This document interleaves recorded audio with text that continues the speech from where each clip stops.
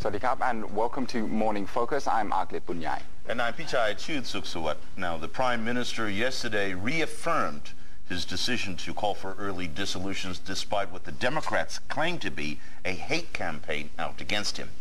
Right now, maybe in relation to that, there's also the fact that authorities have imposed a ban on traffic and public gatherings near the Prime Minister's house, so that may be something. We'll see whether that eventuates or not, but meanwhile, the opposition Pheu Thai Party has alleged that the Democrat fundraising banquet last night could be in breach of the political party law.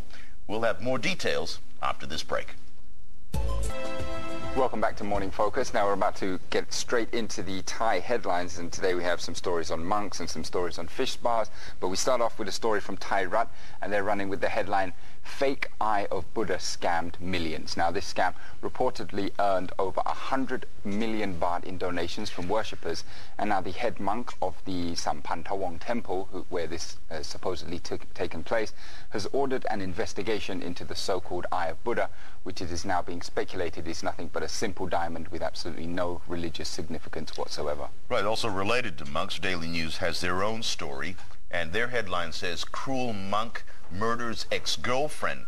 After the ex-girlfriend threatened to expose his sexual activities, he killed her." They also had another story of a monk who was arrested for reportedly being high on yaba or methamphetamines and was carrying a machine gun while dressed as a monk at a local fair. Right. Very decent behavior there. Yeah. In Komchat, they're running the story. Public Health Ministry says that fish spas are the source for multiple diseases. Now, the disease in question here is Jones disease, which is also known as paratuberculosis. And owners claim in their defense that they use UV treatments to make sure that the tanks do not become contaminated with disease. However, doctors have come out to attack this claim, saying that UV, chlorine or ozone treatments don't really do much to keep the tanks clean from disease. This is pretty popular among a number of department stores. I see some of those fish spas. You like that sort of stuff, don't you? I do not. I heard that Kun Waranai, our co-host, he likes to get little fish. Oh, really? He likes to get his feet tickled? Yes. Okay. On to a more serious stories now. The election war drums continue to beat louder and intensify. Now, Prime Minister Abhisit Vejjajiva last night reaffirmed his plan to dissolve the House early to pave way for elections, as Democrat sources last night claimed that political groups are hard-bent on derailing the elections. Now, anti-government elements led by the red shirts of the United Front for Democracy Against Dictatorship have been stepping up a hate campaign, according to these sources, against the Prime Minister. Now, they turn up wherever the Prime Minister appears to cause trouble and to harass him. Right. Now, this source has also gone on to claim that the former Prime Minister, Thaksin Shinawatra, and also de facto leader of Pheu Thai Party, had paid Russian hackers to attack websites run by the Democrat Party. Now, despite this, the source said that the Prime Minister will stick to the plan to dissolve the House of Representatives within the next month at the latest. And also to reaffirm that, Deputy Prime Minister Suthep Thaugsuban yesterday said that the Red Shirts' hate campaign against the Prime Minister would do nothing but boost his popularity. To attack his popularity could backfire and in fact win nothing but sympathy from the public for the Prime Minister. Yeah, and probably in response to this, the Center for the Administration for Peace and Order has issued its fourth order banning traffic near the Prime Minister's residence. Now, as I said earlier, this appears to be in response to the Prime Minister being harassed, but also in anticipation of possible protests by the Thai Patriots group who are protesting at Government House. Now, the ban extends from Sukhumvit Road down to Sukhumvit 39, halfway down Sukhumvit 33, along Sukhumvit 31 to the end of Soi Sawatdi, and the shortcut between Sukhumvit Soi 39 from Promsi intersection to Sawatdi School intersection. Right. Now, the CAPO spokesman, Police Major General Prabhut Thawan Siri, said yesterday that only residents and people with genuine business there would be exempted from this ban. Now, additional security by regular and special branch police are being deployed to guard the areas around Government House and places where the Prime Minister is likely to pay visit to. Now, this is to prevent protesters from getting close to the Prime Minister, while those who place placards which are deemed defamatory could in fact face legal action. Yes, the Prime Minister said that this ban was aimed at making it life better for residents living around that area because they've been facing a number of disturbances since the political unrest occurred. And he warned those who harass him that they could face legal action under the Internal Security Act. And let's see what happens. At the moment, you live in that area. I do in fact live pretty near, I'm not going to say exactly where, but pretty close to the Prime Minister's house. And I have not seen any ban on traffic there yet. I went out last night, I asked the police because I was worried I wouldn't be able to get in. Right. And they said they don't know what's going on yet either. And so it remains to be seen whether the people in the residence are affected or motorists would use that route, the green route, so-called green route, to get access, say, from Asok to Tonglaw, right, in that area. Let's go on to a related story, the fundraiser. The Democrats made, well, netted quite a bit of money, donations. A large amount of money indeed. Now, the Democrat Party last night held a high-profile fundraiser at the Queen Sirikit National Convention Centre, which netted them around 750 million baht. Now, at the event, around 2,000 people, including politicians, prominent business figures, and also celebrities, turned up at the banquet, which had over 200 tables which were designated for guests and donors. Now, each of these 200 tables cost around 2.5 million baht each, and the entire event was booked out. And the 750 million baht that they made exceeded the target that they had set upon of 600 million baht. Now, this event was marked by some defections also to the Democrats. Now, this included the Pheu Thai MP for Lampang, Kun Nikom Chawkiti Sopon, who announced his transfer to the Democrat Party at the event. And also in a maybe perhaps more slightly high profile, there was the singer and composer Yun Yong Opakun, or better known as Ad Carabao, who used to be a staunch critic of the Democrat Party, but now he's also come out, switched sides, and he is now working as the composer for the party's election campaign song. So, for live music there. We'll see that. Carabao. Meanwhile, the opposition, Pheu Thai, suspected that the fundraising activity was in breach of the political party law. Now, Pheu Thai Deputy Spokesman Jirayu Huang Sap said his party had received complaints from executives of some state enterprises and government agencies that they had been forced to pressure companies to buy up to 10 to 20 tables for the event.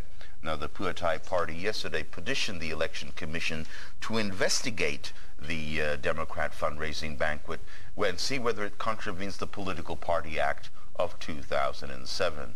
Meanwhile, Election Commissioner Sotsi Satyatham said that under Section 54 of the Political Party Act, the Democrat Party is required to report all donations which exceed 100,000 baht to the Election Commission in 30 days. And if there's any complaints of forced donations, if it's true, the party would be liable to a jail sentence and a fine, Kunaglit. Right, now 750 million baht, you would think that was quite a lot of money. That's quite a lot of money. Right, well, maybe for some it's not so much, as Pheu Thai, a source from their party, claimed yesterday that they're in fact ready for the elections and they have 5 billion baht in their coffers. Now, their previous party campaign, they had only 4 billion. I say only, I'm not sure if that's quite right. Right. But the source claimed that this time they had even more and that they were going to definitely win at the polls, hands down, due to this fact. A lot of electioneering going on now. Plenty. And at last night's banquet dinner, the Prime Minister also said that the party had made considerable progress in lifting the quality of life through a series of schemes and projects which initiated since it took power 2 years ago. Some of these is the free education, 500 baht allowance for the elderly, and the issuing of community land deeds. The Prime Minister said that since the party took office 2 years ago, it took office during times of political and economic crisis, but the party had managed to steer the country through this period of turbulence, Kunaglit. Right. Now, the Prime Minister, however, did admit that more needed to be done to solve the problem of commodity price hikes that have been currently affecting the people. Now, as the country is now getting back on track, he said that now is the right time to return the power to the people, and the tentative election date will be set following a meeting with the Election Commission, which is coming up this Friday.